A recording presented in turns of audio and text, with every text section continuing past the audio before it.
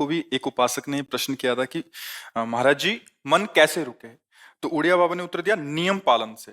यदि हम नियम पर दृढ़ रहें तो मन हमारा क्या कर सकता है? नियम तो परमात्मा देखता है, हम लोग नियम पर दृढ़ नहीं रहते, इसी से हमारे देश की दुर्दशा है। संध्या वंदन तक का नियम जाता रहा है, भजन करने के लिए नियम की बड़ी आवश्यकता। हाँ, बड़े नियम की आवश्यकता है। तो जैसे प्रातः काल से सायंकाल तक की हर व्यक्ति की अपनी एक दिनचर्या होनी चाहिए।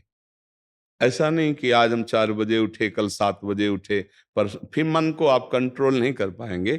मन के लिए एक दिनचर्या होनी चाहिए कि हमको 10 बजे सोना है, 4 बजे उठ जाना है, तो फिर 4 से सवा 4 नहीं होना चाहिए। 4 बजे उठ जाना, ऐसा नियम बना ले। और उठ करके हमको थोड़ी देर नाम जप करना है, थोड़ी देर हमें वाणी जी का गायन करना है, थोड़ी देर हमें ध्यान, एक अपनी दिनचर्या। फिर हम अपने संसार के कार्य के नियम, जो संसार के कार्य हैं, उनको भी करते हुए भगवान को समर्पित करें। जैसे जो पद में है, जो आपको राष्ट्र सेवा मिली है, जो आपको समाज सेवा के पद मिले हैं, या आपको जो घर की सेवा के कार्य मिले हैं, उनमें बहुत धर्म पूर्वक आचरण होना चाहिए।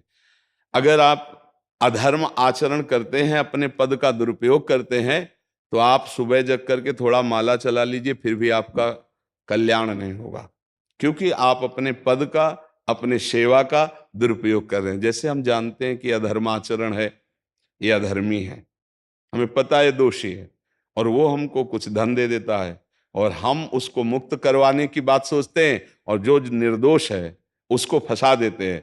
अब तुम चाहे जितना माला चलाने की कोशिश करो या दान पुण्य करो, वो तुम्हारा अधर्म आचरण, वो अधर्म का धन तुम्हें सतमार्ग में नहीं जाने देगा। नियम लेना चाहिए कि जिस पद में है, जिस धर्म में है, जिस कर्तव्य में है, चाहे कुछ भी हो जाए, हम अपने कर्तव्य से विमुख नहीं होंगे। जितना जप महान है, उतना ही कर्तव्य महान है। दोनों बातें समझना है।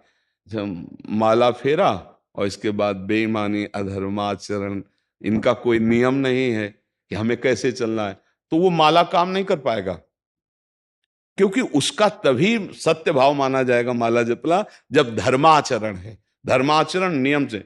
बोले वो बड़े कट्टर नियम वाले हैं, उनको घूस नहीं, आप उनको भयभीत करके नहीं काम करवा सकते, प्रलोभन में काम